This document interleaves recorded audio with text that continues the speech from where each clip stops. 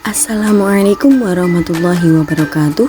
Praktikum IPA di SD tentang struktur sistem pencernaan bersama Rihtian Norma NIM 857866667 dari UBPJJ UT Surakarta dalam mata kuliah Praktikum IPA di SD dengan dosen pengampu Bapak IGD Arjana SPD MSc RWTH.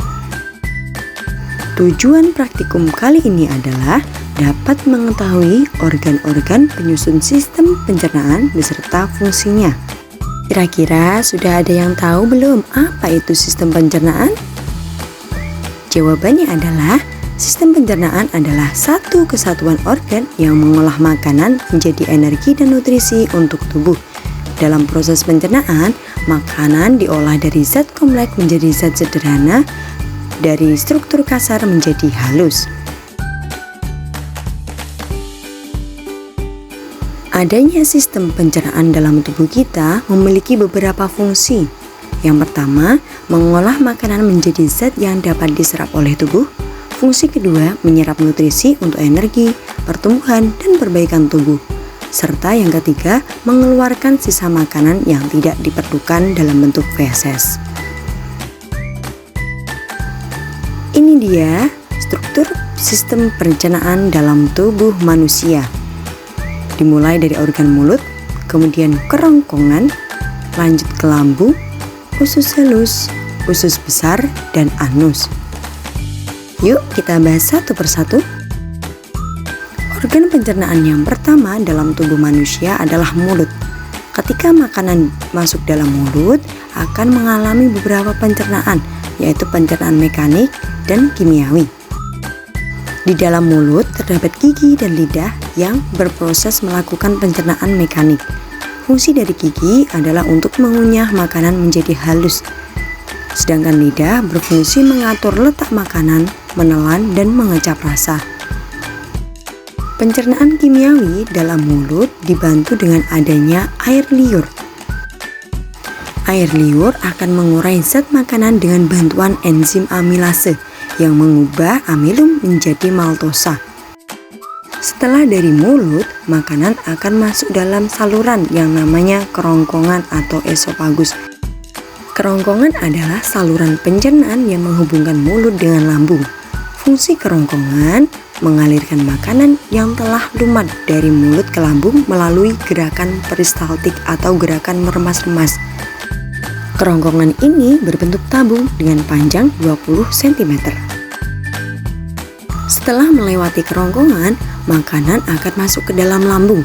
Di dalam lambung ini terjadi pencernaan mekanik dan kimiawi. Pencernaan mekanik ini makanan akan diaduk, sedangkan pencernaan kimiawi dibantu oleh asam lambung atau HCl dan enzim pepsin untuk mencerna protein.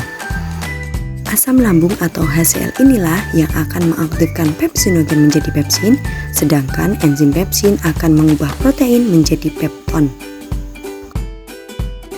Proses pencernaan makanan selanjutnya terjadi di dalam usus halus. Usus halus ada 3 bagian. Yang pertama adalah duodenum atau usus 12 jari, kemudian jejunum, usus kosong, dan ileum, usus penyerapan.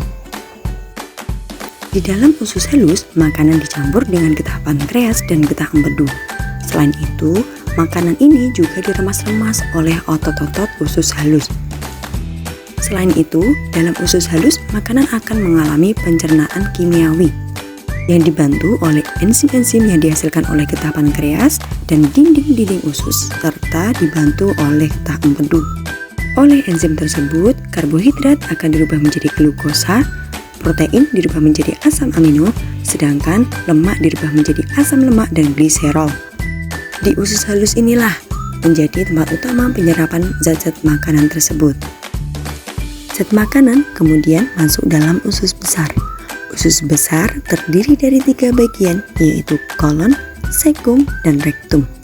Permulaan dari usus besar disebut usus buntu. Di dalam usus besar terjadi penghancuran sisa-sisa makanan dengan bantuan bakteri pembusuk serta penyerapan air dan mineral dari sisa makanan. Nah, yang terakhir adalah anus. anus menjadi tempat dikeluarkannya sisa makanan dan kotoran atau feses dari tubuh. Tapi sebelum dikeluarkan lewat anus, feses akan disimpan sementara di dalam rektum. Nah, itulah perjalanan makanan dalam sistem pencernaan. Dari praktikum menganalisis struktur sistem pencernaan kali ini dapat disimpulkan bahwa sistem pencernaan tersusun dari organ mulut, kerongkongan, lambung, usus halus, usus besar, dan anus.